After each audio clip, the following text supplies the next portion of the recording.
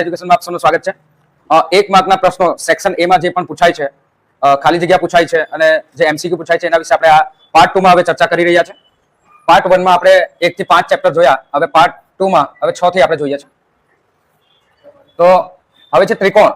ત્રિકોણની અંદર શું આવી શકે એક માર્ક્સનો? તો પહેલી લાઈન અહીંયા છે કે જે બે આકૃતિઓનો આકાર સમાન હોય, કદ સમાન હોય એ જરૂરી નથી, તેને સમરૂપ આકૃતિઓ કહેવાય। તો બે સમરૂપ આકૃતિઓ પણ તમને પૂછાઈ શકે, જેમ કે એક નાનો ચોરસ અને એક મોટો ચોરસ। તો આ બે આકૃતિઓ એ સમરૂપ આકૃતિઓ છે। જો બંનેનો આકાર અને કદ સમાન હોય તો એને એકરૂપ કહેવાય। શું કહેવાય?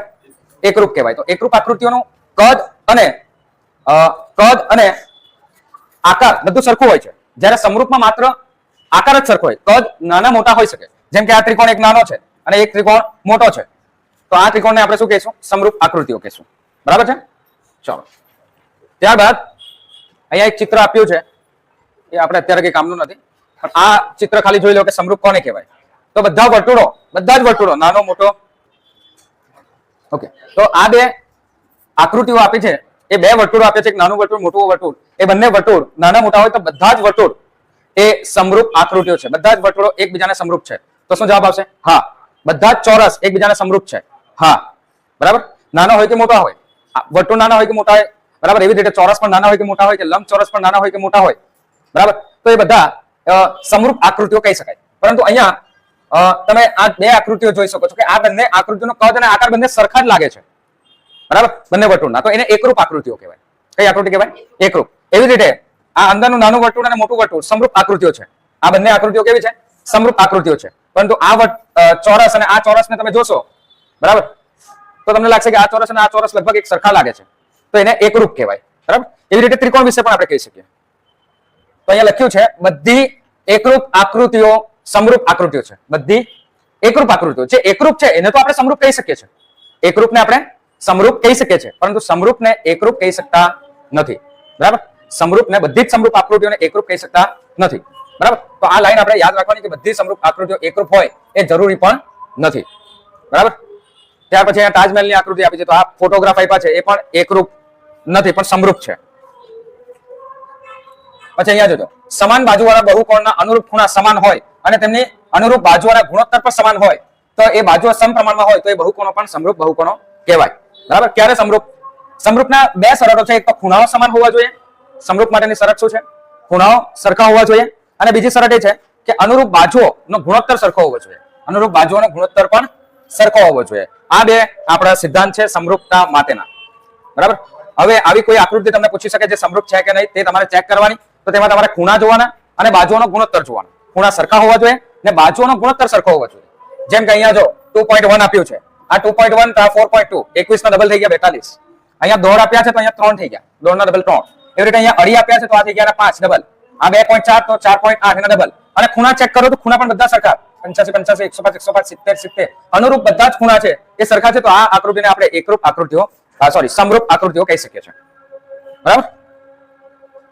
તો એ સમરૂપતા માટેની સરળો પૂછાઈ શકે, એક માર્કમાં બધા પ્રશ્નો પૂછાઈ શકે। બધા વર્તુળો શું આવશે?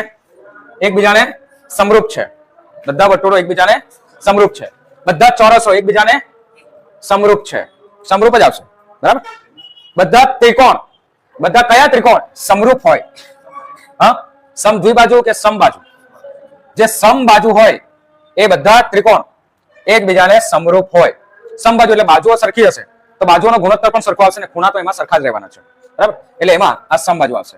ને બહુકોણના અનુરૂપ ખૂણાઓ સમાન હોય અને તેમને અનુરૂપ બાજુઓના ગુણોત્તર પણ સમાન હોય, સમાન અને સમપ્રમાણમાં હોય છે, બરાબર। તો આ વસ્તુ આમાંથી ધ્યાન રાખવાની છે। દાખલા કયા પ્રકારના આવશે એ તમને જણાવું। આ પ્રમેય છે આપણો, અને દરેક પ્રમેય જે ઇમ્પોર્ટન્ટ પ્રમેય નથી તે સિવાયના અન્ય પ્રમેયના જે વિધાન છે એ પણ ઇમ્પોર્ટન્ટ છે, એ પણ એક માર્ક્સમાં પૂછાઈ શકે, ખાસ કરીને સ્ટેન્ડર્ડ મેથ્સ વાળાને, બરાબર। જો કોઈ બે રેખા ત્રિકોણના બે બાજુઓનો સમાન ગુણોત્તરમાં વિભાજન કરે તો તે રેખા ત્રીજી બાજુને પણ સમાંતર હોય છે। તો આ પ્રમેય પરથી જેનું પ્રતિપ વિધાન છે। પછી આ પણ ઘણીવાર પૂછાયું છે કે આ ચતુષ્કોણ આપ્યો હોય ને તમને આટલું જ હોય તો લખેલું હોય ને તમારે માત્ર લખવાનું હોય આવું વિધાન પણ સ્ટાન્ડર્ડ વાળાને પૂછાઈ શકે છે, બરાબર। જ્યાં સિલેબસ 40% માઇનસ થયો તે પહેલા આવા પ્રશ્નો પણ પૂછાયા છે પરીક્ષાની અંદર, જે ડાયરેક્ટ આની અંદર આપેલા વિધાન જ બેઠા હોય છે। હા, પછી આ પ્રકારનો એક પ્રશ્ન આવશે જે 2 માર્ક્સમાં પણ આવી શકે, 1 માર્ક્સમાં પણ આવી શકે. જેમ કે આ પહેલો પ્રશ્ન છે, એ બી સી આપ્યું છે, એમાં આ દોડ છે, આ 3 છે, આ 1 છે, તો આપણે શોધવાનું છે આ, બરાબર. ઈસી આપણે શોધવાનું છે, ઈસી. પણ પરીક્ષામાં તમને પૂછ્યું હશે એ સી. આપણે ઉતાવળમાં શું કરીને આવીએ, માત્ર ઈસી જ શોધીને આવતા જઈએ, બરાબર. જેમ કે હવે આપણે લખીશું, જો એડી અડધી અડધી બાજુ લખવાની, એડી ના છેદમાં શું લખશું આપણે, બીડી, પ્રમેય પ્રમાણે જ છે. પછી એઈ, તો એઈ ના છેદમાં શું લખશું, ઈસી. આ પણ આવશે અને આવશે, એક દાખલો આવો આવશે જ, 2 માર્ક્સમાં બી પૂછાય, 1 માર્ક્સમાં બી પૂછી શકાય, બરાબર. હવે આનો ગુણોત્તર લખવાનો, અહીંયા 1.5 છેદમાં 3, એઈ એ છે 1, તો આ ઈસી આપણે શોધવાનું. તો ક્રોસ ગુણાકાર કરો એટલે આનો આન્સર મળી જાય, 3 * 3, તો આ 3 * 3 જમણી બાજુ ઈસી, તો 1.5 ઈસી, 1.5 ઈસી, 1.5 ઈસી. તો ઈસી આવશે 3 ના છેદમાં 1.5, એટલે ઈસી આવશે 2. ઈસી કેટલું આવશે, 2, બરાબર. સીધી ભાષામાં ગણતરી કરો તો અહીંયા દોડના ડબલ થઈ ગયા, કેટલા 3 થયા, તો 1 ના ડબલ કેટલા થાય, 2, બરાબર. પરીક્ષામાં પૂછ્યું હશે એ હશે એસી, તો એસી ની વેલ્યુ કેટલી થશે, એસી ની વેલ્યુ કેટલી થાય, એસી ની કિંમત આ 1 અને આ 2 કેટલા થઈ જાય, 3. તો સાચો જવાબ આવે 3. શું આવે, 3. તો એ રીતે ગુજવવા માટે તમને આ પણ પ્રશ્ન પૂછી શકે, આ આખી લાઈન, બરાબર. જો કે મિસિંગ હોય ખાલી ઈસી, ઈસી શોધો, એસી શોધો, બંને, તો આ ધ્યાન રાખજો, એ પણ આવી શકે. ત્યાર પછી આ દાખલો જોઈએ આપણે. આ દાખલો પણ એવો જ છે, એમાં મિસિંગ છે આ અહીંયાનો આટલો ભાગ, બરાબર. તો આપણે અડધા ભાગને ઉપર નીચે લખી દેવાનું, જેમ કે એડી, એડી ના છેદમાં શું લખીએ, ડીબી. એવી જ રીતે અહીંયા એઈ ના છેદમાં ઈસી, એઈ ના છેદમાં શું લખીશું, ઈસી. તો એડી છે એ આપણે શોધવાનું છે. આ છે 7.2, એઈ છે 1.8, 1.8 અને આ છે 5.4, બરાબર. તો આ 7.2 ને દૂર કરો એટલે તમને એડી મળી જાય. એડી બરાબર, જો ભાગાકારમાં 7.2 છે ને, તો 1.8 ઇન્ટુ શું આવશે, 7.2, અને બધાના છેદમાં આવશે એ 5.4. ઓકે. હવે 18 તારી 54, 18 તારી 54, એટલે અહીંયા આપણે જોના છેદ પોઈન્ટ છે, જો લખી કાઢીએ અલગથી, તેને આ રીતે લખી દે, જો આના 10 નીચે આવે, આના 10 ઉપર આવે, બરાબર. એટલે આ 10 તો ઉડી જાય. 18 તારી 54, એટલે નીચે 3 બચે. શું બચે, 3. હવે 7.2 ને નીચે છે 3, બરાબર. પોઈન્ટમાં આપણે કન્વર્ટ કર્યા નથી, કેમ કે પોઈન્ટમાં આપણે કરવાની જરૂર પણ નથી, 10 ઉડી જાય, નીચે 3 જ બચે. 18 આ 54 ના 10 આપણે ઉપર લખ્યા, 18 ના 10 નીચે લખ્યા, તો 18 ને 18 તારી 54, 3 બચે. હવે 72 ભાગ્યા 3 કરો, શું જવાબ આવશે, 24 તારી 72, એટલે આવશે 2.4.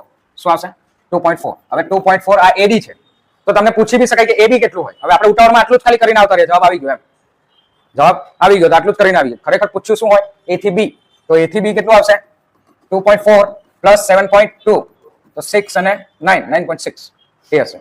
તો આ પરીક્ષામાં પૂછાઈ શકે. ત્યાર પછી આ પ્રશ્નો બેઠો જ આવે છે સેક્શન 4 માં, ઓપ્શનમાં આવે છે ને, સમાંતર છે કે નહીં તે જણાવો. બોર્ડની અંદર પૂછાયેલો છે આ લાસ્ટ 2 વર્ષમાં, કોઈ 1 વર્ષની અંદર. તો આ પ્રશ્નની અંદર પણ શું કરવાનું, જો ગુણોત્તર આપ્યો છે તે પ્રમાણે આપણે આકૃતિ ડ્રો કરવાની. ગુણોત્તર સરખો હોય તો સમાંતર છે, ને તો નથી. આ 3 ઓપ્શન સીધા આપી દીધા હશે તમને. જો ચાલો ચેક કરીએ. પહેલા આકૃતિ જોઈ લો, PQR.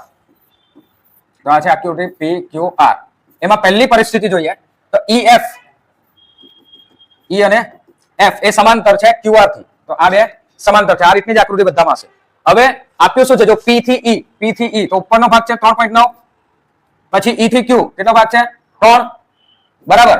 હવે P થી F કેટલો 3.6, અને F થી R એ છે 2.4. હવે જો તમે આનો ગુણોત્તર શોધો તો 13 તારી 39, એટલે આનો ઉડાવો તો 1.3 આવે, ને આ બાજુ ઉડાવો તો 12 તારી 36, એટલે 1.2, અને 12 દુ 24, અને ઉડાડો 1.2, તો 3/2 એટલે 1.5 દોડ આવે. તો આ બંને ઇક્વલ નથી. ઇક્વલ થયા, ગુણોત્તર ઇક્વલ થયો, ગુણોત્તર ઇક્વલ નથી થયો, એટલે આ ઓપ્શન 1 માં લખવાનું કે આપેલ માહિતી મુજબ ગુણોત્તર સમાન થતો નથી. તેથી આપેલી પહેલી પરિસ્થિતિ મુજબ એ EF સમાંતર QR નથી, સમાંતર નથી. સમાંતર ક્યારે આવશે, જ્યારે અહીંયા ગુણોત્તર સરખો આવે. આ પહેલી પરિસ્થિતિનું થઈ ગયું, બરાબર. હવે બીજુંનું જોઈએ. જો બીજામાં બી આકૃતિ સેમ જ આવશે. PQR આ આપણું EF. જોજો P આપ્યું છે, P કેટલો 4, તો ઉપર લખ્યું, આ અડધો ભાગ ઉપર લખ્યો.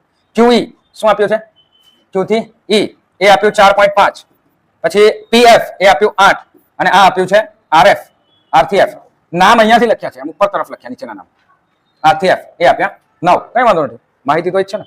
હવે જો આને તમે કટ કરો, આને 4 ને, તો 4 દુ 8, અને 4.5 દુ 9, બે ને કટ કરો તો આ રકમ અને આ રકમ બંને ગુણોત્તર સરખા થઈ ગયા ને? જો 4/4.5 4/4.5 સરખું થઈ ગયું ને? તો આ બીજા કેસમાં આ વસ્તુ સમાંતર છે. શું આવશે? સમાંતર છે. બસ આટલું જ કરવાનું છે, બહુ ઈઝી છે. અને છેલ્લા કેસમાં જોઈ લો PQ. છેલ્લા કેસમાં PQ આપણે ડ્રો કરીએ પહેલા. PQR અને આખું જ આપી દીધું છે EF. તેમાં PQ આપ્યું છે, જોજો આખું માપ આપ્યું છે. PQ કેટલા છે? 1.28 અને એની સાથે PR. તો PR આપ્યા છે એ કેટલા આપ્યા છે? 2.56. એવી રીતે P થી E. જો હવે આખી બાજુ આપી, બંને આખી બાજુ. તો અહીંયા આખી બાજુનો મતલબ શું છે? બે ત્રિકોણ છે આની અંદર, એક નાનો ત્રિકોણ ને એક મોટો ત્રિકોણ, એક નાનો ત્રિકોણ ને એક મોટો ત્રિકોણ. તો મોટો ત્રિકોણની આ બે બાજુ આપણે લીધી, એવી રીતે આ નાના ત્રિકોણની આ બે બાજુ લેશું. તો અહીંયા P થી E, નાનો ત્રિકોણ એટલે P થી E ને અંદરનો, બરાબર? તો નાનો ત્રિકોણ P થી E. P થી E માં કેટલા છે? 0.18 ને આમાં P થી F. P થી F અહીંયા છે ને, P થી F એ છે 0.36, બરાબર? 18 દુ 36 થાય કે નહીં થાય? 18 દુ 36 થાય ને? તો આનો ગુણોત્તર આવ્યો 1/2. આ બાજુનો ગુણોત્તર. હવે આને કટ કરો, 1.28 એટલે 128 ને 256 એ બી 1.2 થાય ને? કટ કરો તો થાય કે નહીં થાય? 1.2 નહીં, 1/2 થાય ને? તો આ જો ગુણોત્તર 1/2 આ બાજુ પણ આવે છે, ગુણોત્તર આ બાજુ પણ 1/2 આવે છે, બરાબર? એટલે આમાં પણ સમાંતર છે, આમાં પણ સમાંતર છે. જ્યારે ગુણોત્તર સરખો હોય તો સમાંતર છે, જો ગુણોત્તર સરખો ના હોય તો સમાંતર નથી. આ ઇમ્પોર્ટન્ટ દાખલો છે, પૂછાશે 4 માર્ક્સની અંદર, બરાબર? ત્યાર પછી આ બધા વિધાનો જે છે ખાસ કરીને એ વાંચવા હોય તો એકાદ વાર વાંચી લેજો. સ્ટેન્ડર્ડ માટે એ બધા ઇમ્પોર્ટન્ટ છે. ત્રિકોણની સમરૂપતાનો સિદ્ધાંત. સમરૂપતાના સિદ્ધાંતમાં બે વસ્તુ છે. જો સમરૂપતાનો સિદ્ધાંત શું કહે? એક તો ખૂણા સરખા જ હોવા જોઈએ. ખૂણા શું હોવા જોઈએ? સરખા. તો પહેલા નિયમમાં એ જ લખ્યું છે, જો ખૂણા બધા સરખા. બીજા નિયમમાં એ છે કે બાજુઓ જે અનુરૂપ બાજુ હોય એનો ગુણોત્તર સરખો હોવો જોઈએ. અનુરૂપ બાજુનો ગુણોત્તર સરખો હોવો જોઈએ. જો AB, આ AB છે ને, તો આમાં શું છે? D. તો AB અને D નો ગુણોત્તર કરો T. પછી BC, તો આ BC નીચેની બાજુ, તો અહીંયા બી આ નીચેની બાજુ EF A. એવી રીતે CA, તો આ બાજુ DF. એ બધાનો ગુણોત્તર સરખો હોવો જોઈએ. જો સરખો હોય તો આપણે એને કહેશું સમરૂપ ત્રિકોણ. કયો ત્રિકોણ કહેશું? સમરૂપ ત્રિકોણ, બરાબર? ચલો, તો સમરૂપતાની એ શરત છે, જોઈ લેજો. બીજું કે સમરૂપતાને આપણે આ રીતે લખીશું. આ સમરૂપતાને કઈ રીતે લખશું? જે પોઈન્ટ પ્રમાણે હોય તે પ્રમાણે જ લખાય. જેમ કે A ના સ્થાન પર D આવતો હોય તો A ના સ્થાન પર D જ લખાય, B ના સ્થાન પર E આવતો હોય તો એ જ લખાય, C ના સ્થાન પર F જ લખાય, અને અનુરૂપ હોય તે જ લખાય, બરાબર? તમે આને સમરૂપ કરીને FED લખો તો એ ખોટું છે, એ રીતે લખાશે નહીં, બરાબર? હવે સમરૂપતા માટે બીજો નિયમ આપ્યો છે આમાં, બરાબર? ખૂ ખૂણો બાજુ ખૂણો, બરાબર? જો બે ખૂણા સરખો હોય તો ત્રીજો ખૂણો તો ઓટોમેટિક સરખો જ થઈ જાય. એક બાજુ આપેલી હોય તો એના પરથી આપણે સમરૂપતા મેળવી શકીએ. તો એ નિયમ અહીંયા તમને આપ્યો છે. તો એ અહીંયા બીજો પણ એક નિયમ આપ્યો છે, એ બી જોઈ લેજો. બે ખૂણા સરખા હોય એને ખૂ શરત કહેવાય. તો બે ખૂણા સરખા હોય તો એના પરથી તમે સમરૂપ ત્રિકોણ બનાવી શકો. સમરૂપતાની શરતો છે. ત્યાર પછી બીજો છે બા કે બા શરત પરથી, બાજુ શરત પરથી પણ તમે સમરૂપ ત્રિકોણો બનાવી શકો છો, બરાબર? તો એ પણ એકવાર વાંચી લેવાનું, એમાંથી પણ 1 માર્ક્સનું આવી શકે. ત્યાર પછી પ્રમેય આ 6.5 છે, એના વિધાન યાદ રાખવાનું કે જો ત્રિકોણનો એક ખૂણો બીજા ત્રિકોણના એક ખૂણાને સમાન હોય તો આ ખૂણાઓ જે બાજુઓને અંતર્ગત હોય તે બાજુઓ સમપ્રમાણમાં હોય અને બે ત્રિકોણો એકરૂપ થાય. તો આ પણ યાદ રાખવાનું. આને બા નો નિયમ કહેવાય. બા.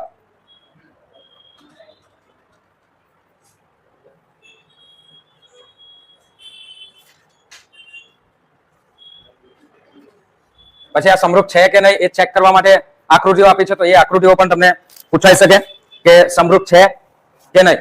એ આકૃતિ પણ ચેક કરી લેવાની, ને એ પણ એકવાર તમને આવડવી જોઈએ. કન્સેપ્ટ આવડશે તો આવડશે, બરાબર? બીજું આ ચેપ્ટરમાં કઈ છે નહીં, સારાંશ એકવાર વાંચી લેજો. ત્યાર પછી છે યામ ભૂમિતિ. યામ ભૂમિતિમાં 2 પોઈન્ટ આવ્યા પહેલા કે ભુજ કોને કહેવાય અને કોટી કોને કહેવાય. ભુજ કોને કહેવાય અને કોટી કોને કહેવાય. તો જો આ આપણો માની લો કે આ આપણો y અક્ષ છે ને, આ x અક્ષ છે, બરાબર? વચ્ચે છે એ y અક્ષ છે. માની લો કે મેં ઊભો છું તો આ મારો આ y અક્ષ છે. તો y અક્ષ થી જેટલું અંતર હોય એ અંતરને શું કહેવાય? ભુજ. ભુજ એટલે હાથ, બરાબર? તો મારા આ વચ્ચેના ભાગથી લઈને જમણી બાજુ કે ડાબી બાજુનો જે ભાગ તમને દેખાય એ અંતરને કહેવાય ભુજ. એ અંતરને કહેવાય ભુજ, બરાબર? તો અહીંયાથી આ આડું કોઈ બી અંતર, આડું કોઈ પણ અંતર ભુજમાં તમારે યાદ રાખવાનું. આડું અંતર ક્યાંથી? આડું અંતર y અક્ષથી એ માપી લેવાનું. તો ભુજ કેટલું છે એમ તમે પૂછ્યું તો એ પણ શોધી શકાય ને. એને આ આપણી ગણિતની ભાષામાં આ રીતે લખ્યું કે y અક્ષથી કોઈ બિંદુના અંતરને એક્સિયમ કહેવાય અથવા તો ભુજ કહેવાય. એક્સિયમ કહેવાય અથવા તો ભુજ કહેવાય. એવી રીતે એક્સ અક્ષથી જો કોઈ એક્સ અક્ષથી આમ ઊભું અંતર હોય તો એને કહેવાય કોટી. શું કહેવાય? ઊભું અંતરને શું કહેવાય? કોટી.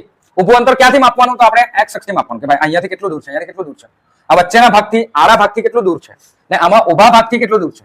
ભુજમાં ઊભા ભાગથી કેટલું દૂર છે તે જોવાનું હોય, જ્યારે કોટીની અંદર આડા ભાગથી કેટલું દૂર છે તે જોવાનું છે.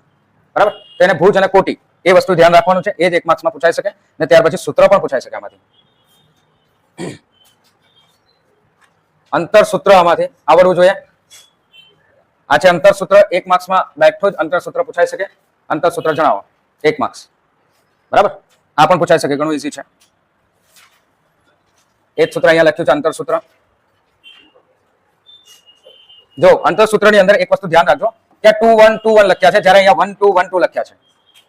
2 1 2 1 કે 1 2 1 2 પણ બંનેમાં સરખું હોય છે. 2 1 તો 2 1, 2 માંથી 1 માઇનસ કર્યો તો 2 માંથી 1 માઇનસ જ હોવો જોઈએ. 1 માંથી 2 માઇનસ કર્યું તો 1 માંથી 2 માઇનસ કરેલું હોવું જોઈએ. બરાબર? એકમાં 2 1 કરો ને એકમાં 1 2 કરો એક જ સૂત્રની અંદર, તો એ ખોટું છે. એટલે આ બંને સૂત્ર સાચા છે. બંને સૂત્ર સાચા છે. આ આપેલ બંને સૂત્ર જો આમાં 1 માંથી 2 માઇનસ કર્યું, આમાં 2 માંથી 1 માઇનસ કર્યું છે, તો એ બંને સાચા છે. બરાબર? એમાંથી અંતર શોધવાનું સૂત્ર તમારે યાદ રાખવાનું. 2 માર્કના કે 3 માર્કના દાખલામાંથી આવશે. બરાબર? ઇમ્પોર્ટન્ટ દાખલાની અંદર મેં આ તમને કીધું હતું. આનો એક વિડીયો પણ તમને મળી જશે અને આનો પણ. બધા ચેપ્ટર આપણા વિડીયોની અંદર છે, તમે રિવાઇઝ કરી શકો છો. હવે છે વિભાજન સૂત્ર. તો વિભાજન સૂત્ર પણ બેઠું પૂછાઈ શકાય છે. આ 3 સૂત્ર છે. આ છે વિભાજન સૂત્ર. બરાબર? જ્યારે વિભાજનનું કોઈ એક અંતર આપણને આપ્યું ના હોય, મતલબ ગુણોત્તર જ ના આપ્યો હોય, તો ત્યારે તમે કોઈ આને k ભાગ ને 1 ભાગ ગણીને આ સૂત્રનો ઉપયોગ કરીને પણ શોધી શકો. અને ત્યાર પછી આ છે આપણો મધ્યબિંદુનું સૂત્ર. એકદમ ઈઝી છે. મધ્યબિંદુ વાળા સૂત્ર 1 માર્ક્સમાં પૂછી શકાય. x1 + x2 ભાગ્યા 2 અને y1 + y2 ભાગ્યા 2. મોડે થઈ જાય આ ગણતરી. જેમ કે 2 બિંદુઓ તમને આપ્યા હોય, 2 અને 6 અને q એ પણ આપ્યા 6 અને 2, તો આ બેનો સરવાળો કરો. મધ્યબિંદુ કયું હશે આનું? માની લો કે એ મધ્યબિંદુ છે, તો 2 ને 6 કેટલા થયા? 8. 8 ના અડધા કરો, કેટલા થાય? 4. 6 ને 2 કેટલા થાય? 8. 8 ના અડધા કરો. આ મધ્યબિંદુ એકદમ ઈઝી. બંનેનો સરવાળો ભાગ્યા 2. મધ્યબિંદુ શોધવું હોય તો x1 + x2 divided by 2, y1 + y2 divided by 2. એકદમ ઈઝીલી આ શોધી શકો. એ પણ 1 માર્ક્સમાં એવું પણ પૂછી શકાય.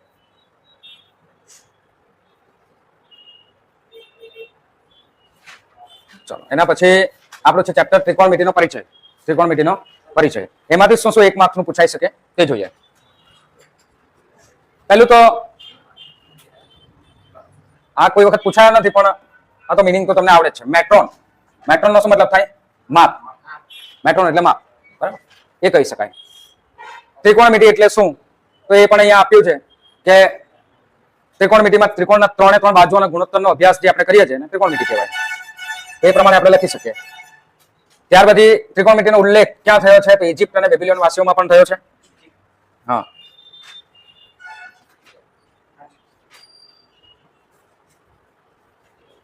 બીજું કે ત્રિકોણમિતિ આપણે કયા ત્રિકોણ માટે ઉપયોગી છે? આપણા આ ચેપ્ટર માટે તો આપણે કાટકોણ ત્રિકોણનો ઉપયોગ કરીશું આમાં. આખું ચેપ્ટરમાં અને એના પછીનું ચેપ્ટરમાં પણ કાટકોણ ત્રિકોણ માટે બધા ગુણોત્તરો આપણને આપ્યા છે. કયા ત્રિકોણ માટે? કાટકોણ ત્રિકોણ માટેના જ ગુણોત્તરો આપણને કે નિત્યસમ બધા આપણને આપ્યા છે. પછી સાઇન કોસ સૂત્ર. બરાબર? એના માટે તમે વિડીયો જોઈ શકો છો, રીલ્સ પણ જોઈ લેજો, યાદ આવી જશે સૂત્ર કેવી રીતના બને. તો કોઈ પણ એક સૂત્ર પૂછી શકાય કે સૂત્ર શું આવે. નિત્યસમ બેઠો જ પૂછી શકાય કે સાચો છે કે ખોટો છે નિત્યસમ, તો એ પણ તમે જોઈ શકો.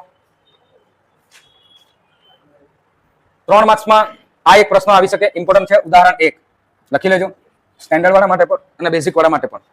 ઉદાહરણ 1 ઇમ્પોર્ટન્ટ છે. પહેલું જ ઉદાહરણ.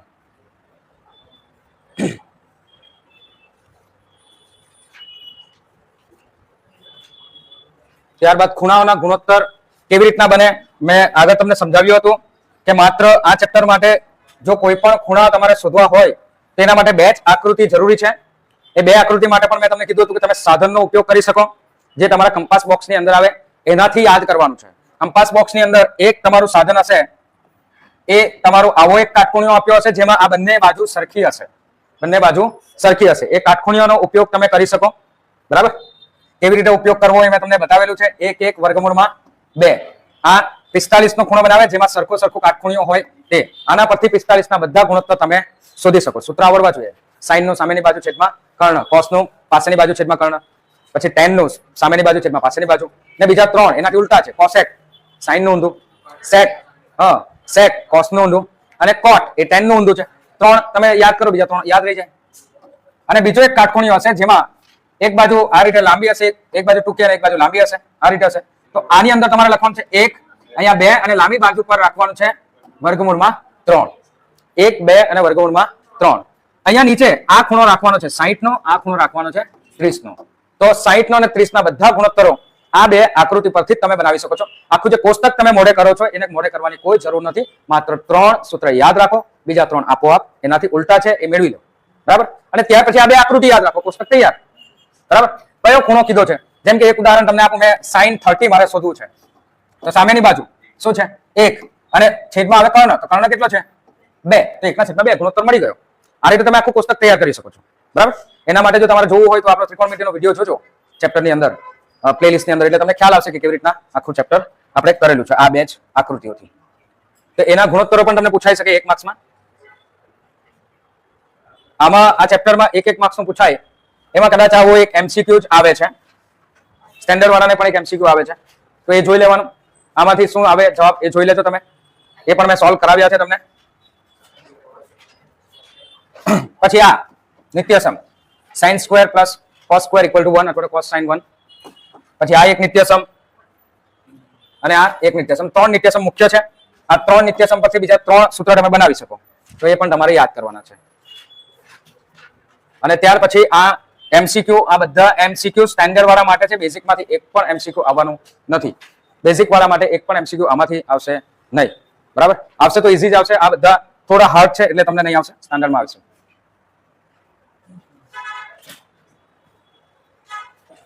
ચલો ત્યાર પછી ત્રિકોણમિતિ. આમાંથી તો 1 માર્ક્સનું કંઈ જ આવતું નથી. 4 માર્કનો કે 3 માર્કનો દાખલો હોઈ શકે. એટલે આમાંથી કંઈ આવશે નહીં. આમાં ખાલી નિરીક્ષક દ્રષ્ટિ રેખાથી તમે જે બને અવક્ષેપ કોણ અને ઉત્ક્ષેપ કોણ એનો કન્સેપ્ટ ખાલી વાંચી જજો. બીજું કઈ જરૂર નથી. દાખલા આવડવા જોઈએ આમાંથી. વર્તુળ, વર્તુળમાંથી છેદિકા કોને કહેવાય? તો આ પહેલી આકૃતિમાં છેદિકા નથી, બીજી આકૃતિમાં છેદિકા છે અને આમાં છે સ્પર્શક. આ છે સ્પર્શક અને આ છે છેદિકા. બરાબર. તો આકૃતિ મુજબ યાદ રાખવાનું આપણે. ત્યાર પછી આમાંથી એક વિધાન આવે છે, વર્તુળના કોઈ એક બિંદુથી એક અને ફક્ત એક જ સ્પર્શક બની શકે. વર્તુળ પણ અનંત બિંદુઓ હોય છે, પરંતુ એક બિંદુ, માની લો કે અહીંયા પી બિંદુ છે, એ વર્તુળનું માત્ર એક બિંદુ છે ને માત્ર આ એક બિંદુથી કેટલા સ્પર્શક બને? તો આ એક બિંદુથી એક જ સ્પર્શક બનાવી શકાય. કેટલા સ્પર્શક બનાવી શકાય? એક જ. માની લો કે આ બાજુ કોઈ બિંદુ છે P Q R S, અહીંયા S બિંદુ છે, તો S થી કેટલા સ્પર્શક બનશે? એક જ સ્પર્શક બની શકે. એવી રીતે વર્તુળ પર તો અનંત બિંદુઓ છે, કેમ કે વર્તુળ જ બિંદુઓનું બનેલું છે. વર્તુળ શાનું બનેલું છે? બિંદુઓનું બનેલું છે. તો વર્તુળ ઉપર કેટલા સ્પર્શકો ડ્રો કરી શકાય? તો અનંત. પણ વર્તુળના બિંદુ પર, વર્તુળના એક બિંદુ પર મહત્તમ એક અને માત્ર એક જ સ્પર્શક ડ્રો કરી શકાય. હા, વર્તુળ પર અનંત કરી શકાય, પણ જેમ કે આ બિંદુ મેં અહીંયા લીધું, તમને સમજાવ્યું તેમ S છે, તો S બિંદુમાંથી પસાર થતો એક જ સ્પર્શક ડ્રો કરી શકો.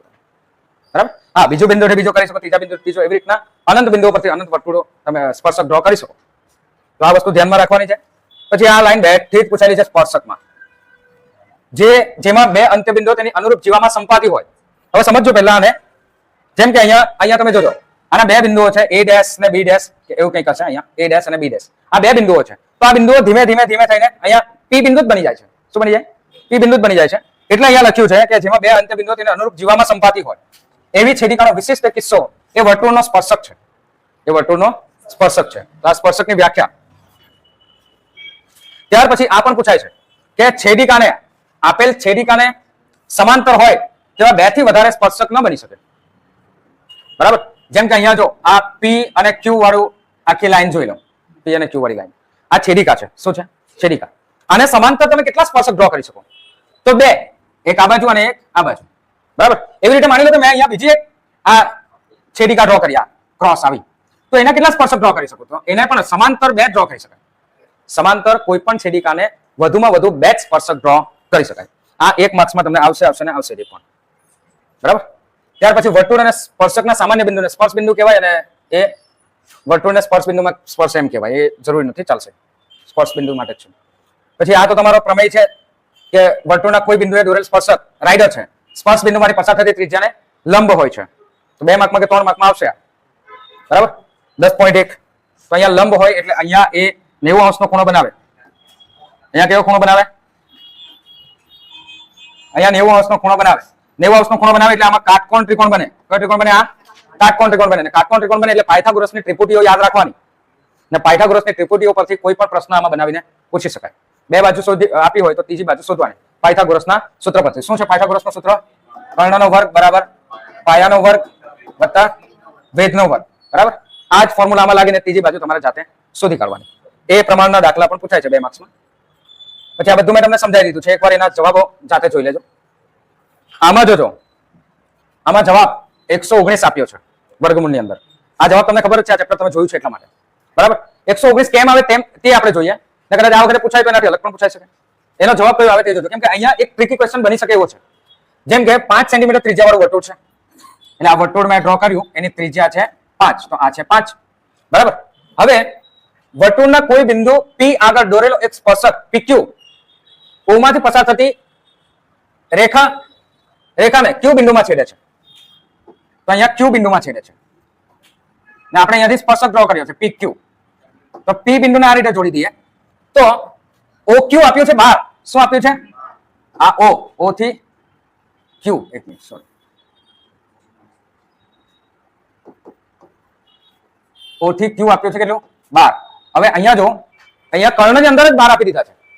જો કે પાયથાગોરસની ત્રિપુટી આના માટે છે. એ 5, 12 અને 13 છે. 5, 12 અને 13 આ પાયથાગોરસની ત્રિપુટી છે. એમાં સૌથી મોટી બાજુ હોય એ કર્ણની જગ્યાએ આવે. સૌથી મોટી બાજુ ક્યાં આવે? કર્ણની જગ્યાએ આવે. હવે તમારે એ જ જોવાનું છે કે કર્ણની જગ્યાએ શું આપેલા છે? 13 આપેલા છે.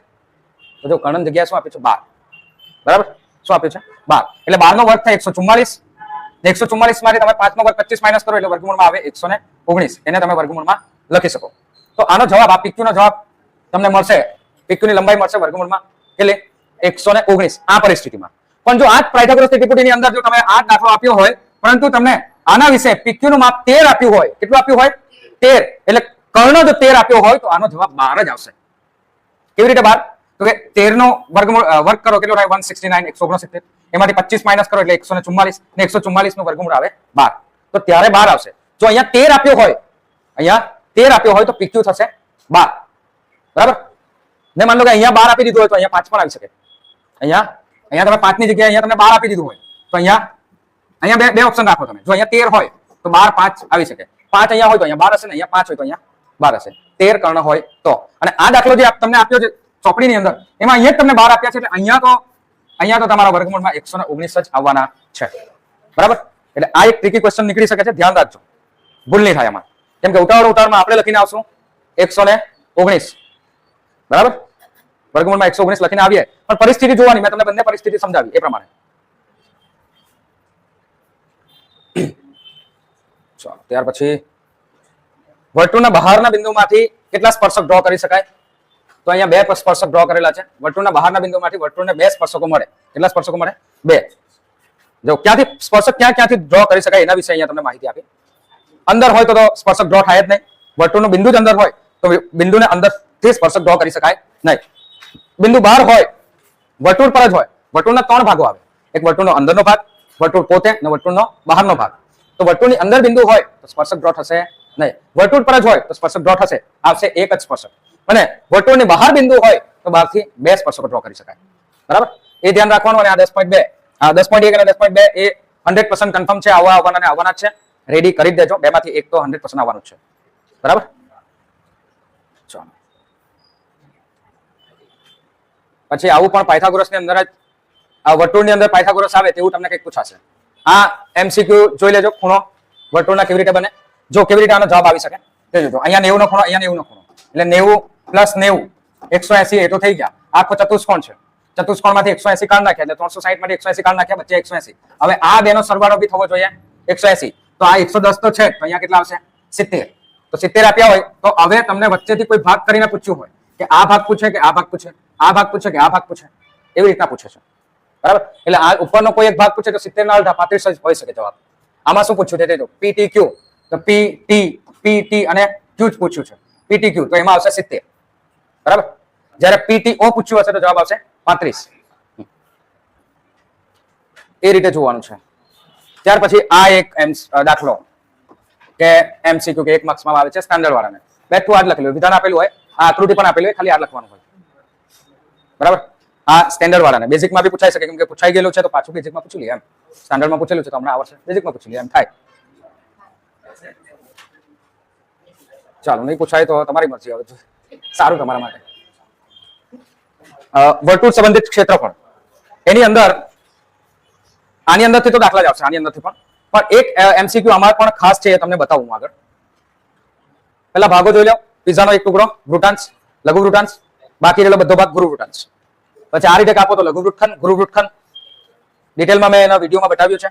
અને આ એનું સૂત્ર, આ સૂત્ર પૂછાય છે, આ સૂત્ર પૂછાય છે. આ સૂત્રને ડબલ કરીને બી પૂછી શકાય. જેમ કે જો મેં ઉપર પણ 2 વડે ગુણી કાઢું તો 2 વડે ઉપર ગુણો તો 2 થીટા કરી શકું, અથવા તો થીટાને એમ જ રાખું અને 2 પાઈ r નો વર્ગ કરી શકું, અને નીચે 360 ના ડબલ કરું 720. તો જ્યારે તમે આવું કોઈ એક એમસીક્યુ છે જેમાં જવાબ આવે છે, આ ચોપડીની અંદરનો જ છે એમસીક્યુ, જોજો એ જવાબ આવે છે. એટલે આ રીતે લખ્યું 2 પાઈ r સ્ક્વેર થીટા છેદમાં 720. આ જવાબ આવી શકે. આ 720 ને 2 વડે ઉડાવો તો આ પાઈ r સ્ક્વેર થીટા છેદમાં 360. એટલે આ છે વૃતાંશ, લઘુ વૃતાંશ શોધવાનું સૂત્ર. પછી તમારે ચાપની લંબાઈ શોધવી હોય તો આ ચાપ માટે આ સૂત્ર છે 2 પાઈ r એટલે પરિઘ, આખો પરિઘ. પરિઘ કોને કહેવાય? તો મેં અત્યારે આ માર્ક કરું છું એને પરિઘ. સાયકલનું ટાયર એને કાપી નાખો ને લાંબુ કરો, એ તમારો પરિઘ. બરાબર? પરિઘને તમે ખૂણાના ગુણોત્તરથી લઈ લેવો એટલે તમને મળી જાય એનો ચાપ l, લઘુ ચાપ, એનું સૂત્ર. પછી તો દાખલા જ આવશે આમાંથી પણ. હા, એ એમસીક્યુ આયરો છે, મેં તમને હમણાં સમજાવ્યું હતું. જવાબ આવશે આયરો આ p ના છેદમાં 720 ગુણ્યા પાઈ 2 પાઈ r સ્ક્વેર. બરાબર? ત્યાર પછી પૃષ્ઠફળ અને ઘનફળ, એમાંથી પણ બેઠું જ સૂત્ર એક માર્ક્સમાં પૂછી શકાય જો પૂછવું હોય તો. એટલે બધા જ સૂત્ર તમને આવડવા જોઈએ. સૂત્ર યાદ કરો, કયા કયા સૂત્ર છે. બરાબર? આવડે છે સૂત્ર? રિવાઇઝ કરવા છે એકવાર? ઓકે, ચાલો.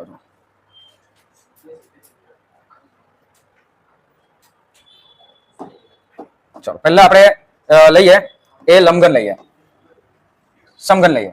ચાલો, જો આ સમઘન છે, આનું પૃષ્ઠફળ શોધવું હોય તો સૂત્ર શું આવે? પૃષ્ઠફળ 6 l નો વર્ગ કે a નો વર્ગ, જે બાજુ તમે લેવો એ. ને પાર્શ્વ પૃષ્ઠનું કીધું હોય તો 4 l નો વર્ગ, અને ઘનફળ કીધું હોય તો l નો ઘન. ઘનફળ શું આવશે? l નો ઘન. એવી રીતે બીજી આકૃતિ આપણે લઈએ, એ છે સમઘનની જગ્યાએ હવે છે લંબઘન. લંબઘન તો લંબઘનમાં આવશે એનું પૃષ્ઠફળ માટે 2 કૌંસમાં લંબાઈ, પહોળાઈ, પહોળાઈ, ઊંચાઈ અને ઊંચાઈ ને લંબાઈ. બરાબર? અને આમાં આવશે 2h કૌંસમાં 2l કે 2h, હા 2h કૌંસમાં l પ્લસ b, એવું કંઈક સૂત્ર આમાં આવે છે. એકવાર વેરીફાઈ કરી લેજો. હા, બરાબર છે આ સૂત્ર? જોજો, કેમ કે 9th માં આવે છે, મને અત્યારે યાદ નથી એટલે. પાર્શ્વ પૃષ્ઠોનું, અને એકવાર વેરીફાઈ કરી લેજો, આના વિશે મેં કન્ફર્મ નથી. b પ્લસ h કે l પ્લસ b એવું કંઈક આવે છે. હવે આમાં આવશે LBH, આ ઘનફળ માટે છે. શું આવશે? ઘનફળ માટે શું આવે છે પાર્શ્વ પૃષ્ઠોમાં? નીચેનું આપ્યું છે. હા, ઓકે, બરાબર છે. 2h કૌંસમાં l પ્લસ b, બરાબર છે. ઓકે, સાચું જ છે. ઓકે, હું કન્ફર્મ ન હતો. ત્રીજી આકૃતિ, ત્રીજી આકૃતિમાં આપણે લઈએ નળાકાર. શું લઈએ? નળાકાર. તો નળાકારમાં જોજો, નળાકારમાં વક્ર સપાટી કીધું હોય તો વક્ર સપાટીનું આવે 2 પાઈ RH. વક્ર સપાટી એટલે વળેલી સપાટી. ઉપર નીચે ઢાંકણ લગાવીએ તો એ વર્તુળ ના હોય એટલે પાઈ r નો વર્ગ, પાઈ r નો વર્ગ. હવે તમને કયા પ્રમાણે આપ્યું છે નળાકાર એ તમારે જોવાનું. બંને બાજુથી ખુલ્લો પાઇપ હોય તો માત્ર વક્ર સપાટી 2 પાઈ RH જ આવે. કોઈ ડબ્બો જેવો હોય જે એક તરફથી ખુલ્લો હોય, ઢાંકણ નથી, તો તેમાં તમારે આ કોઈ એક ઉપર બંધ કરી દેવાનું અથવા તો નીચેનું બંધ કરી દેવાનું ભાગ. બરાબર? તો એ રીતે તમારે બનાવવાનું આવશે. અને આનું ઘનફળ, આની અંદર કેટલી વસ્તુ સમાય તો એ આવશે પાઈ r સ્ક્વેર h. પાઈ r સ્ક્વેર h આ ઘનફળ છે. આ શું છે? ઘનફળ છે. બરાબર? ત્યાર પછી આપણે લઈએ ગોલક. તો ગોલકમાં 2 વસ્તુ થાય છે ને, અર્ધગોલક અને ગોલક. તો આખો ગોલક આપણે લઈએ તો આખો ગોલકમાં આવશે એ 4 પાઈ r નો વર્ગ. બરાબર? માની લો કે તમારી પાસે એક આખો ગોળો છે. બરાબર? કોઈ એવો મોટો બોલ છે, ફૂટબોલ કે વોલીબોલ, પણ તમારે એની ઉપર કલર કરવો છે, ઉપરની સપાટી કેટલા ક્ષેત્રફળ વાળી છે એ જાણવી છે, તો એના માટે આવશે 4 પાઈ r નો વર્ગ. બરાબર? ત્યાર પછી અર્ધગોલક હશે તો એ થઈ જશે 2. અર્ધગોલકમાં કેટલું થઈ જશે? અર્ધગોલકમાં થઈ જશે એનાથી અડધું, 2 પાઈ r નો વર્ગ. 2 પાઈ r નો વર્ગ. અને બીજો કોઈ અર્ધગોલક હોય જેમાં ઉપર ઢાંકણ પણ મારેલું છે, જેમ કે આવો કોઈ એક વાડકો છે, કોઈક આવું સાધન વાસણ છે, બરાબર, આવું એક વાસણ છે, પણ આ વાસણની ઉપર આ ઢાંકણ પણ લગાવેલું છે, તો આ 2πr² અને આમાં πr², તો આનો જવાબ જે આવશે એ 3πr² આવશે પૃષ્ઠફળ માટે. શું આવશે? પૃષ્ઠફળ માટે. આ બધા પૃષ્ઠફળના છે. હવે ઘનફળ માટે હું લખું છું. શાના માટે લખું છું? ઘનફળ માટે. ઘનફળ માટે આવશે આમાં 4/3πr².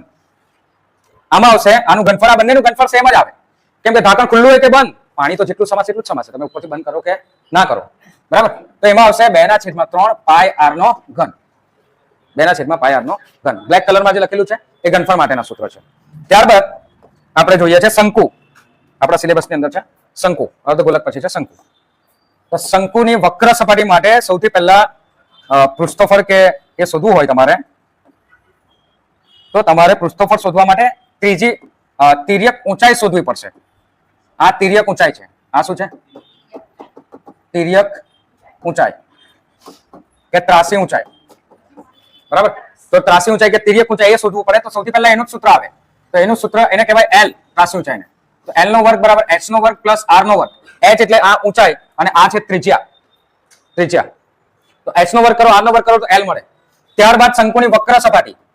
શંકુની વક્ર સપાટી. વક્ર સપાટી એટલે વળેલો ભાગ, જેમાં તમે એમ પેલા પોટલું પેલું એ વાળીને તમે ચણા ખાવ ને શંકુ જેવું બનાવીને, અથવા તો આપણે પેલી હેપી બર્થડે ની જે કેપ હોય એ કેપનો ઉપરનો ભાગ, બરાબર, એ ભાગને શું કહેવાય? વક્ર, વળેલો ભાગ, એ કહેવાય πrl. શું છે? πrl.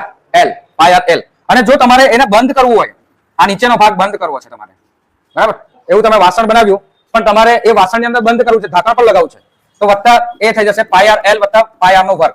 વર્તુળ આવે. ઉપરનો ભાગ શું આવી જાય? વર્તુળ, બરાબર. હેપી બર્થડે વાળી ટોપી એને ઊંધી કરીને તમે ઉપર બંધ કરી દો તો એ આવશે. હા, આઈસ્ક્રીમ નો કોન ઉપરથી તમે એકદમ બંધ કરી દેવું છે તો ઉપર તમારે વર્તુળ લગાવવું પડશે. શું લગાવવું પડે? શું લગાવવું પડે? હા, તો πr નો વર્ગ લગાવવો પડશે. હવે એનું ઘનફળ, તો ઘનફળ જોજો કેટલું થાય.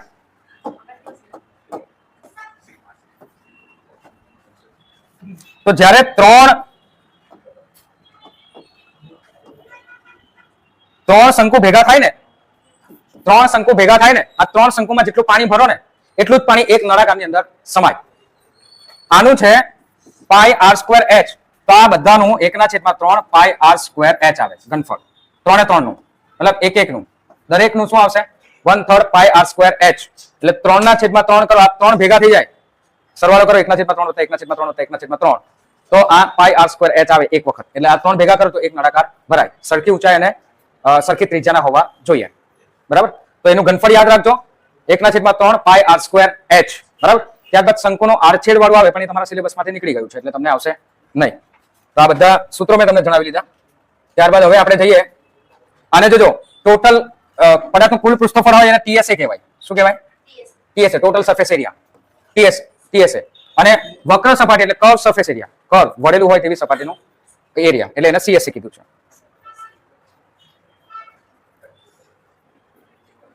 આ બધી આમાંથી તો તમને દાખલા જ આવવાના છે. ફિક્સ દાખલા, ચોપડીના જ દાખલા, બેઠા દાખલા આવશે. કયો દાખલો આવશે એ આપણને ખબર નથી, પણ પાઠ્યપુસ્તકની અંદરનો દાખલો આવશે એ કન્ફર્મ છે, બરાબર. ગુલાબજાંબુ વાળો દાખલો, પેન્સિલના સ્ટેન્ડ વાળો દાખલો ઇમ્પોર્ટન્ટ છે. હવે તમારું સૌથી ફેવરેટ ચેપ્ટર આંકડાશાસ્ત્ર.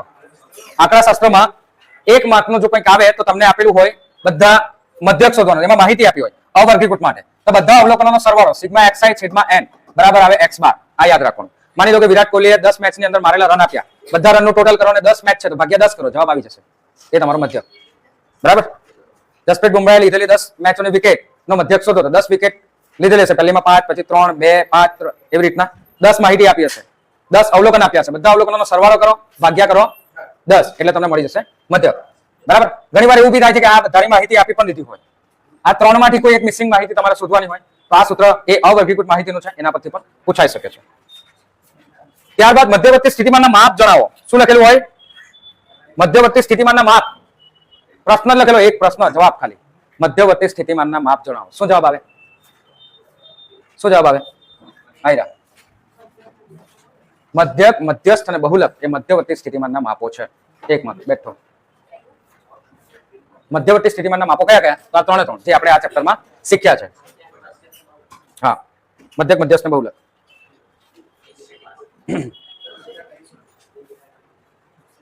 સ્ટેન્ડર્ડ વાળા માટે અહીંયા જોજો, આ સંખ્યા n સુધીનો સરવાળો દર્શાવે, બરાબર. એમાં i દર્શાવે કે ક્યાંથી તમે શરૂઆત કરી છે તે. f દર્શાવે ફ્રીક્વન્સી. f શું છે? ફ્રીક્વન્સી. તો ફ્રીક્વન્સીમાં પણ 1 થી શરૂઆત કરીને તમારે n સુધી લેવાનું છે, એટલે જેટલા n આપેલા હોય ત્યાં સુધી. એ રીતે છે. પછી એક ક્વેશ્ચન બીજો એક ઇમ્પોર્ટન્ટ છે, આમાંથી હું તમને બતાવું, એ પણ પૂછાય છે. પછી આ જોજો, દરેક વર્ગ અંતરાલની આવૃત્તિ તેની મધ્ય કિંમતની આસપાસ જ કેન્દ્રિત થાય છે. દરેક વર્ગ અંતરાલની આવૃત્તિ ક્યાં કેન્દ્રિત થાય છે? આ પ્રશ્ન પૂછી શકાય. ક્યાં કેન્દ્રિત થાય છે? મધ્ય કિંમતની આસપાસ જ કેન્દ્રિત થાય છે. મધ્ય કિંમતનું સૂત્ર અધસીમા વત્તા ઉર્ધ્વસીમા ભાગ્યા 2, પણ તે જ વર્ગની અધસીમા બીજા વર્ગની લઈ લો તો ચાલે નહીં, તે જ વર્ગની લેવાની છે, બરાબર.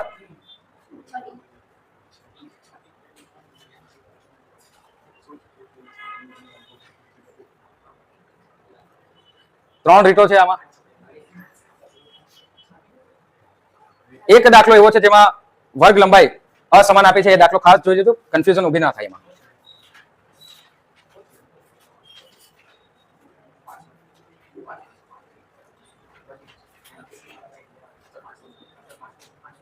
હા, એ જે કોઈ પણ દાખલો હોય જોઈ લેજો એકવાર. ત્યારબાદ જ્યારે પણ તમે બહુલક વિશે લખો તો બહુલક વિશે આપણે કોઈ કોષ્ટક ડ્રો કરવાનો નથી, ખાલી માહિતી લખવાની છે, ત્યારબાદ સૂત્ર લખીને ગણતરી કરવાની છે. સૂત્રમાં પાઠ્યપુસ્તકમાં તમે આ જે માહિતી આપી છે એ માહિતી પ્રમાણે તમારે આન્સર બુકમાં સપ્લિમેન્ટરીમાં પણ એ પ્રમાણે લખવાનું છે, પછી દાખલો ગણવાનો છે. મધ્યસ્થ વર્ગ કેવી રીતે શોધાય, બહુલક વર્ગ કેવી રીતે શોધાય, એ પણ એક માર્કમાં પૂછી શકાય. મધ્ય વર્ગ શોધો, માહિતી આપી દીધી હોય, તમને એવું લાગશે કે આ દાખલો બહુ મોટો છે, પણ ખાલી શોધવાનો મધ્યસ્થ વર્ગ કે પછી બહુલકીય વર્ગ જ શોધવાનો હોય. તો તમને એ આવડવું જોઈએ કે બહુલકીય વર્ગ કેવી રીતના શોધાય અને મધ્યસ્થ વર્ગ કેવી રીતે શોધાય, બરાબર. મધ્યસ્થ વર્ગમાં આવશે n/2 ને સમાવતો વર્ગ, n/2 ને સમાવતો વર્ગ, એ પણ 1-2 માર્કમાં પૂછી શકાય. ને બહુલકીય વર્ગમાં સૌથી વધુ આવૃત્તિ ધરાવતો વર્ગ, એ આપણે લેવાનો હોય છે. હા, પછી જોજો, આ નોંધોમાંથી તમને એક વસ્તુ પૂછાઈ શકે. બહુલક એ મધ્યક કરતા નાનો છે, પરંતુ કેટલાક અન્ય પ્રશ્નોમાં તે મધ્યક જેટલો કે તેના કરતા મોટો પણ હોઈ શકે. એટલે બહુલક મધ્યક કરતા નાનો પણ હોઈ શકે, મોટો પણ હોઈ શકે. બીજું કે મેં તમને બહુલક આપું ને અવર્ગીકૃત માટે બહુલક આપું. ચાલો મેં તમને એક ઉદાહરણ આપું, જેમ કે જસપ્રીત બુમરાહે કરેલા રન નહીં, વિકેટ આવે ને ભાઈ, તો બુમરાહ માટે તો વિકેટ આવે. તો વિકેટ એને લીધી, પહેલા મેચમાં 1 વિકેટ લીધી, બીજી મેચમાં 2, ત્રીજીમાં બી 2, પછી 3 વિકેટ લીધી, 3 વિકેટ લીધી, 3 વિકેટ લીધી, ત્યારબાદ 4 વિકેટ લીધી, 4 વિકેટ લીધી, 4 વિકેટ લીધી. કેટલા મેચ થઈ? 3 ને 3 6 ને 2 8 ને 1 9 મેચ થઈ ને. ત્યારબાદ 2 વિકેટ લીધી, 5 કરી નાખે. ચાલો, પંજો લીધો, થઈ ગયા 10. કેટલા થાય? 9 થાય. 3 ને 3 6 હા 10 થઈ ને. 10 મેચ લીધી. આની અંદર બહુલક કયો? ચાલો જણાવો. બહુલક એટલે સૌથી વધુ વખત આવતું અવલોકન. સૌથી વધુ વખત કયું અવલોકન આવે છે? 2 તો 2 જ વખત આવે છે, 3 અને 4. તો પછી બહુલક કયો? 3 કે 4? 3 ને 4 બંને. 3 ને 4 બંને માહિતીને બહુલક કહેવાશે. આમાં આ માહિતીમાં 2 બહુલક છે. કેટલા બહુલક છે? 2 બહુલક છે. તો આ એક ટ્રિકી ક્વેશ્ચન છે. 2 બહુલક છે, બરાબર. 3 પણ હોઈ શકે, એટલે 1 થી વધુ બહુલક પણ હોઈ શકે, પણ જે મહત્તમ હોય તે લખવાનું. આમાં મહત્તમ કઈ છે? એટલે મહત્તમ કેટલી વખત આવે છે? આ 3 વખત આવે છે, 3 બી 3 વખત આવે છે અને 4 પણ 3 વખત આવે છે, બરાબર. જો આ માહિતીની અંદર માની લો કે 11મી મેચ રમાય ને 11મી મેચની અંદર 4 વિકેટ લઈ લે, તો પછી હવે 11 મેચનો બહુલક એ થઈ જશે માત્ર 4. કે 11 વખત રમે તેમાંથી સૌથી વધુ 4 વખત એને 4 વિકેટ લીધી છે, તો એ બહુલક એક જ બહુલક ગણાય. એટલે કહેવાનો મતલબ એમ કે માહિતીની અંદર 1 થી વધુ બહુલક પણ હોઈ શકે, 1 થી વધુ બહુલક પણ હોઈ શકે. બીજું જોજો, આ એક વસ્તુ ધ્યાનમાં રાખવા જેવી છે કે મોટા ભાગના વિદ્યાર્થીઓ મેળવેલ ગુણ શોધવામાં એ પરિસ્થિતિની જરૂરિયાત પર આધાર રાખે છે. એટલે આ ઉપર દાખલા પ્રમાણે આપ્યું છે. એ પરિસ્થિતિમાં મધ્યકની જરૂરિયાત હોય કે આપણે મધ્યક ક્યારે શોધવાનું અને બહુલક ક્યારે શોધવાનું, તે આપણી માહિતી ઉપરથી જરૂરિયાત આવશે. જ્યારે બીજી માહિતીમાં આપણે બહુલક શોધવાનો છે, બરાબર. એટલે મધ્યક શું દર્શાવે? તો મધ્યક બધી વસ્તુનો એવરેજ દર્શાવે. શું દર્શાવે? એવરેજ વસ્તુ દર્શાવશે, કે સરેરાશ દર્શાવશે. જ્યારે બહુલક શું દર્શાવશે? કે આ માહિતીમાંથી સૌથી વધુ પરફોર્મન્સ કોણે કર્યું છે એ દર્શાવશે, બરાબર. એટલે એ વસ્તુ પણ આમાં તમારે ધ્યાન રાખવાની. બીજું અહીંયા લખ્યું છે, જો અસમાન, તમને આ પ્રશ્ન બનાવી દઈ તો શું અસમાન વર્ગ લંબાઈ વાળી વર્ગીકૃત માહિતી માટે પણ બહુલકની ગણતરી કરી શકાય? તો હા, કરી શકાય, બરાબર. અને આ જ લાઈનને પ્રશ્ન બનાવીને પૂછી શકાય કે નહીં પૂછી શકાય? પૂછી શકાય. અસમાન વર્ગ લંબાઈ હોય, વર્ગ લંબાઈ કેવી છે? અસમાન છે, તો એના માટે પણ બહુલક તો શોધી જ શકાય. પછી સૂત્ર અયુગ્મ માટે સૂત્ર શું આવે? મધ્યસ્થ માહિતી તમને આપી, બરાબર. મેં લખું છું જેમ કે 3, 5, 8, 9, 7, 8 જે લખું તે 9, 10, 1, 2, 3, 4, 5, 6, 7, 8 ને બીજી એક સંખ્યા લઈ લો 11. ચલો આ માહિતી આપી. આનો મધ્યસ્થ કયો? મધ્યસ્થનો મતલબ શું થાય? વચ્ચે આવતું અવલોકન.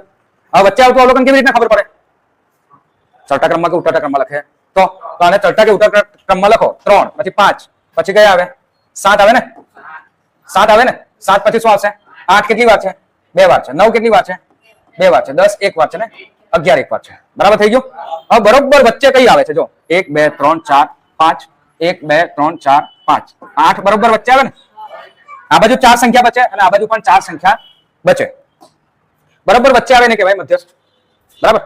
હવે મેં ચાલો આ તો બરાબર છે કેમ કે સંખ્યા તમને ખબર પડી ગઈ કેમ કે આમાં સંખ્યા કેટલી છે? એકી.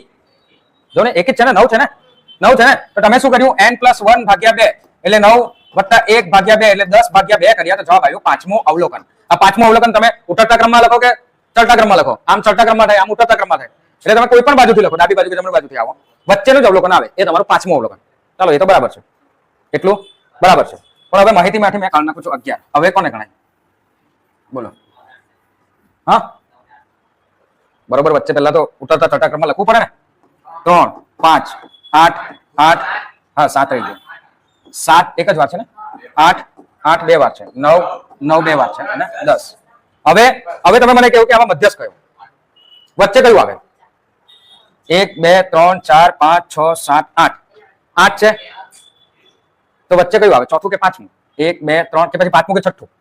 ચાલો જો આ બાજુથી એક કાઢ્યું, આ બાજુથી એક કાઢ્યું, આ બાજુથી એક કાઢ્યું, આ બાજુથી એક કાઢ્યું, આ બાજુથી એક, આ બાજુથી એક, તો બરોબર વચ્ચે તો આ 2 વખત 8 આવ્યા. તો શું મધ્યસ્થ 8 8 છે? બંને 8 ગણાય ના? પૂછાશે ભાઈ એટલે તો કરાવું છું. તો તમારે શું કરવાનું કહેજો? n/2 મું અવલોકન. જોજો આમાં શું આવે? n/2 મું અવલોકન વત્તા n/2 + 1 મું અવલોકન ભાગ્યા 2. બરાબર? n/2 મું અવલોકન એટલે અહીંયા 8 છે ને? આ સંખ્યા કેટલી છે? 8 છે ને? ગણી લેજો એકવાર. 8 જ છે ને? તો 8 ભાગ્યા 2 કરો તો ચોથું એટલે ચોથું અવલોકન કયું? ચોથું અવલોકન. ચોથું આપણે લખવાનું ચોથું અવલોકન ને ચોથું વત્તા 1, ચોથું વત્તા 1 એટલે પાંચમું અવલોકન ભાગ્યા કરવાના 2. હવે ચોથું અવલોકન કયું આવે? 8. પાંચમું અવલોકન કયું આવે? 8. 8 ને 8 નો સરવાળો કરો ભાગ્યા 2. 16 ભાગ્યા 2 એટલે 8. એટલે આવી પરિસ્થિતિમાં આવું થાય. બરાબર? જ્યારે બેકી સંખ્યા આપે ને તો એનું સૂત્ર અલગ છે જે ચોપડીમાં લખ્યું નથી પરંતુ તમને પાછળ કદાચ પહેલા શીખી ગયા હોય. અહીંયા તમને લખ્યું હોય તો સારું.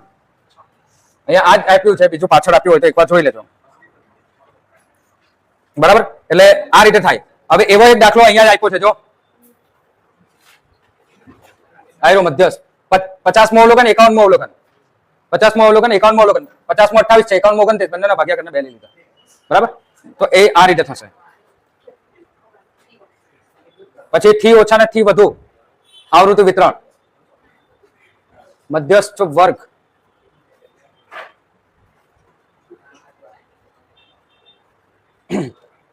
હવે જો તમને અત્યારે આ ચેપ્ટર ની અંદર આલેખ થી ઓછા પ્રકારનો આલેખ કે થી વધુ પ્રકારનો આલેખ તમને આપ્યો નથી, મતલબ આપણા સિલેબસ ની અંદર નથી.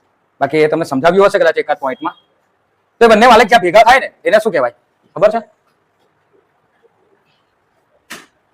એ આલેખને શું કહેવાય? આલેખને શું કહેવાય? ઓજાયુ. શું કહેવાય? ઓજાયુ. અહીંયા કોઈ જગ્યાએ આપ્યું હશે ઓજાયુ. પૂછાયેલું હોય તો હું તમને કેવું છું ને, બંને મારે કોઈને પણ પૂછાય.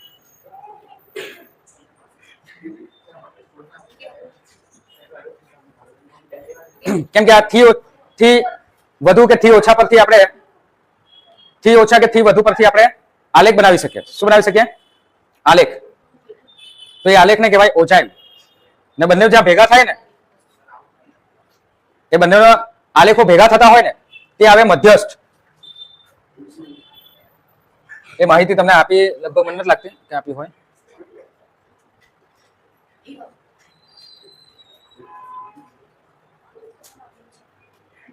નથી આપી. હવે તો આ સ્વાધ્યાય જ છે ને, પછી કઈ આપ્યું નથી ને. હા, પછી આમાંથી બીજું એક સૂત્ર z બરાબર 3m - 2x બાર. આ સૂત્ર પરથી 1 માર્ક્સ નું આવશે. 3m - 2x બાર 1 માર્ક નો પ્રશ્ન આ આના પરથી આવશે જ 3m - 2x બાર, બરાબર. અને પેલું જે મેં તમને કીધું ને કે થી ઓછા આ રીતે આલેખ બને ને થી વધુ આ રીતે આલેખ બને. જોજો, થી ઓછા ને થી વધુનો આ રીતે આલેખ બનાવી શકાય. અને આલેખ બનાવે તો આ બિંદુ અહીંયા મળે, આ બિંદુ જે મળે એને નીચે સુધી લઈ જાઓ તો આ છે તમારો મધ્યસ્થ. આ શું છે? મધ્યસ્થ. એ આ પ્રશ્નો આમાંથી એક માર્કનો પૂછાય, બરાબર.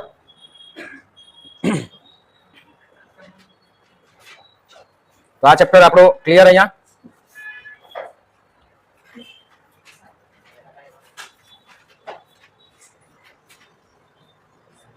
હવે છે આપણું છેલ્લું ચેપ્ટર સંભાવના. સંભાવના પરથી એક એક માર્ક્સની કઈ વસ્તુઓ પૂછી શકાય? તો સંભાવના જ પૂછી શકાય એના પરથી. તો કે અવલોકનો પૂછી શકાય, બરાબર. કોઈ પણ વસ્તુની સંભાવના, જેમ કે સૂર્ય પશ્ચિમમાંથી ઉગે એની સંભાવના કેટલી, તેવા કોઈ પ્રશ્ન પૂછી શકાય. પશ્ચિમમાંથી ઉગે એની સંભાવના કેટલી? શૂન્ય આવે ભાઈ, પશ્ચિમમાંથી થોડો ઉગવાનો. હા, એવું કીધું કે શુક્ર ઉપર સૂર્ય પશ્ચિમમાંથી ઉગે, શુક્ર ઉપર પશ્ચિમમાંથી જ ઉગે છે. હા, તો તેમાં જવાબ આવે 1, બરાબર. તો એવા પ્રશ્નો પૂછી શકાય. પછી આ ભાઈને યાદ રાખજો, પિયર સિમોન લાપ્લાસ, એમણે ઘણી માહિતી આપેલી છે, નામ એન્ટિક છે, યાદ રાખજો. પછી આ પણ એમસીક્યુ કે ખરો ખોટો, પ્રયોગની તમામ પ્રાથમિક ઘટનાનો સરવાળો એક જ થાય. પ્રાથમિક ઘટનાનો સરવાળો કેટલો થાય? એક જ થાય. પછી આ એક વસ્તુ, આના પરથી સૂત્ર P of E plus P of E બાર, એટલે કોઈ ઘટના થાય ને કોઈ ઘટના ન થાય એની સંભાવના કેટલી હોય? 1. E bar, P of E કે P of E બાર બંનેનો સરવાળો કરો, જવાબ આવશે 1. તમે ધોરણ 10 ની અંદર પાસ થાવ અને ધોરણ 10 ની અંદર ફેલ થાવ, એ બંનેનો સરવાળો કરો સંભાવનાનો, તો એક જ આવે, બરાબર. તમે પાસ થાવ એની સંભાવના માની લો કે 0.70 છે, 0.70 છે, તો ફેલ થાવ એની સંભાવના 0.30 હશે. બંનેનો સરવાળો કરો, જવાબ આવે 1. એટલે તમને P of E કે P of E બાર બેમાંથી કોઈ પણ એક આપ્યું હોય તો એને 1 માંથી માઇનસ કરી દેવાનું, 1 માંથી માઇનસ કરી દેવાનું, એટલે તમને જવાબ મળી જશે. તો એ પણ 1 માર્ક્સમાં આવશે. પછી ચોક્કસપણે કે નિશ્ચિતપણે ઉદ્ભવવાની જ હોય તેવી ઘટના, સૂર્ય પશ્ચિમમાં જ આથમવાનો છે, 1. શું આવશે? એની ઘટનાની સંભાવના આવશે 1. એવી ઘણી ઘટનાઓ છે, તેના વિશે જાણી લેવાનું. ચોક્કસ ઘટના વિશે આવશે એ 1. બીજું, સંભાવનાનું મૂલ્ય કોની વચ્ચે રહે છે? તો 0 થી મોટું, 0 કે 0 થી મોટું, 0 કે 0 કરતા સંભાવના મોટી હોઈ શકે અને 1 કે 1 કરતા નાની હોઈ શકે. તો એ અહીંયા લખ્યું છે. કોઈ સંભાવના તમને 1 થી વધુ આપી હોય કે માટે પાસ થવાની એની સંભાવના 1.5% છે, અહીંયા 1.5 છે, શક્ય છે. કોઈ વિદ્યાર્થી તમારી પાસે આવે અને પૂછે તારી સંભાવના કેટલી છે પાસ થવાની? 1.5, તો 2 લાફા મારી દેવાના.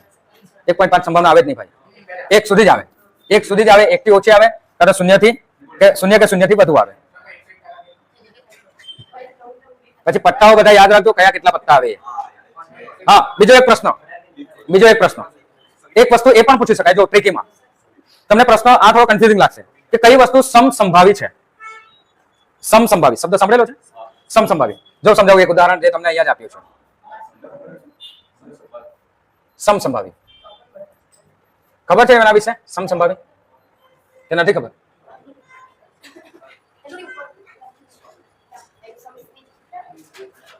અહીંયા વસ્તુ આપી છે કે પરિણામો સમસંભાવી કોને કહેવાય, બરાબર. માની લો કે એક થેલી છે, એક થેલીની અંદર મેં તમને પહેલાથી જણાવી દઉં છું કે 4 લાલ દડા છે અને 1 ભૂરો દડો છે, પહેલાથી જણાવી દીધું છે અને એની અંદર નાખી દીધા છે થેલીની અંદર, જેના તમને કલર નથી ખબર પડવાનો, બંધ છે એવી રીતના. હવે તમને સિલેક્ટ કરવાનું કેવું, તો એ પરિણામ કેવા આવશે? સમસંભાવી કહેવાય? ના, તમે એમાં પક્ષપાત કરશો. કેમ પક્ષપાત કરશો? કેમ કે તમને ખબર છે કે વધુ શું છે? લાલ કલર, લાલ જ આવે, કેમ કે લાલ આવવાની સંભાવના વધુ છે. કેમ કે મેં તમને પહેલાથી જણાવી દીધું છે કે 4 લાલ છે, 4 લાલ કલર છે ને 1 ભૂરો કલર છે. તો તમે શું સિલેક્ટ કરશો? ચાલ બોલ, કયો કલર આવશે? લાલ લઈને તમે સિલેક્ટ કરશો. તો આ જે ઘટના બને એ સમસંભાવી નથી. હવે મેં એક પરિસ્થિતિ બીજી રીતે સમજાવું તમને. જેમ કે મેં એક થેલી લીધી, એની અંદર 2 કલરના બોલ નાખ્યા છે, એક લાલ ને એક ભૂરા કલરના. કેટલા નાખ્યા છે મેં તમને જણાવતો નથી. 4 નાખ્યા છે કે 1 નાખ્યા છે કે 5 નાખ્યા છે, કયા કેટલા છે એ જણાવતો નથી, પણ 2 અલગ અલગ કલરના છે, લાલ છે અને ભૂરા છે. તો જ્યારે તમારા મનની અંદર એ સંભાવના ઉદ્ભવશે, તમે પ્રયત્ન કરશો, ત્યારે તમારી પાસે સરખી વસ્તુ હશે, ભેદભાવ કે પક્ષપાત થશે નહીં, બરાબર. એટલે ત્યારે જે સંભાવના ઉદ્ભવ થાય એ સંભાવનાને સમસંભાવી સંભાવના કહેવાય. કઈ સંભાવના કહેવાય? સમસંભાવી. તો એવા પરિણામો કે એવી ઘટનાઓ તમને પરીક્ષાની અંદર પૂછી શકાય ને પૂછે કે આ ઘટના સમસંભાવી છે કે નથી, તો એ તમારે જાતે જાણવાનું છે. બરાબર? એવી ઘણી ઘટના સ્વાધ્યાયની અંદર તમને પૂછેલી છે, એ તમે શોધી લેજો એટલે તમને ખ્યાલ આવી જશે.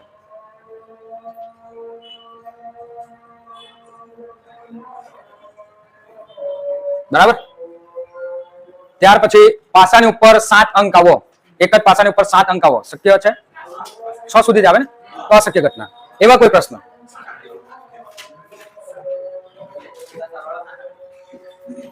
હા, આ પ્રશ્ન 2 આપ્યો છે, જેને એકવાર રીડ કરી લેજો. જવાબ શું આવે એકવાર એના તથ્ય ને બધી વસ્તુ માહિતી જાણી લેજો, જેથી તમને ખબર પડશે કે સમસંભાવી કોને કહેવાય ને સમસંભાવી છે કે નહીં. એ એક પ્રશ્ન આમાંથી પૂછી શકાય જેમાં તમને કન્ફ્યુઝન ઊભી થાય. બરાબર?